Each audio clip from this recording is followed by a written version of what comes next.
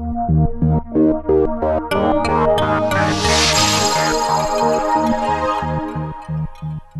everybody, welcome back to Behind the News. Another week with me, Robyn Brady, as your host.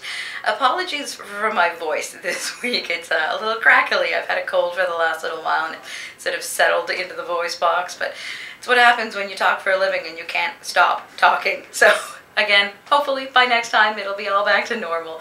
We've got lots of news going on in Chatham-Kent. Of course, the election coming up at the end of October and signs popping up everywhere around Chatham-Kent as businesses and local residents show their support for their candidate of choice, and certainly a lot of choice in this election.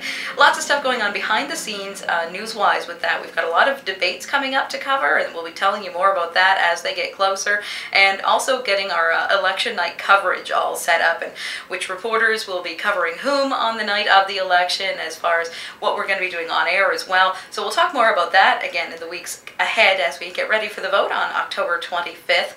A couple of meetings this week in Chatham talking about upgrades to Highway 40. There was one in Wallaceburg and one in Chatham, and the MTO on one hand showing off their proposals for work to be done next year, paving a 2-kilometer stretch of road and doing upgrades to some of the bridges and culverts along that stretch as well. Definitely much needed, and certainly any road improvements are good things, but people in Wallaceburg, especially at that meeting, not too thrilled with the idea that there is no widening coming in the near future anyway. But according to the Ministry of Transportation, they're saying that's not part of their plans, maybe down the road, but for now I'm just going to have to do with some basic upgrades.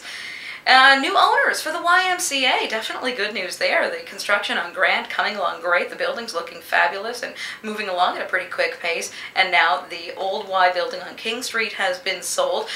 Victor Boughton has purchased the building. He's also the developer behind the new hotel condo right across from the mall in downtown Chatham. So good things to come there. No word on exactly what his plans are for that building, but we'll have to wait and see.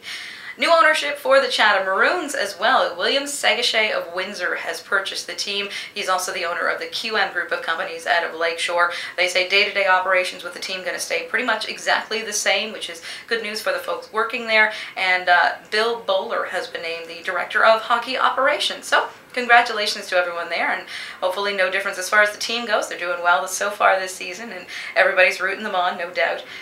One of the big discussions going on as far as municipal council this week is the Connex Centre, and we're going to be bringing Trevor Thompson in to have a talk with him since he covered council this week. So Trev, you were in council chambers Monday night talking, well, you weren't talking, everyone else talking about the Connex Centre, which construction has now been approved. Yes, construction is going ahead. Hopefully by October they're going to start working within the current building, so you won't see a lot of work, and then throughout the winter they're going to start moving outdoors.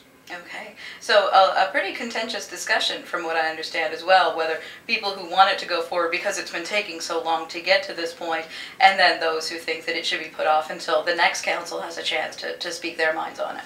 It was contentious, but there wasn't the split that you saw in the Capitol Theatre. The Capitol Theatre votes really went like 60-40. This debate was more about 3 or 4 councillors really wanted to push it, either cancel it completely or push it to the next council. That was Sheldon Parsons' whole thing. He said, you know, I want to push this to the next council. I think he's from Wallaceburg, and obviously there's going to be a new councillor in Wallaceburg, and he wanted them to have a chance to voice their opinion. So he wanted to defer it. He said he wasn't against really the construction, wanted to wait on it. Frank Vercouteren and Jim Brown, they voted against it. They've been pretty opposed to it the whole time, as did Steve Pinsonneau. His feeling, I spoke to him afterwards, and he said, listen, Trevor, I was against this from the beginning. I'm still against it. Nothing's really changed. And that was his opinion, and he's entitled to it for his constituency. So that's how it went. The vote, I believe, those were the only 4 that voted against it. So there wasn't really ever a chance of it not passing, but still, it has been a contentious issue. Right, but now, done, they're getting to work.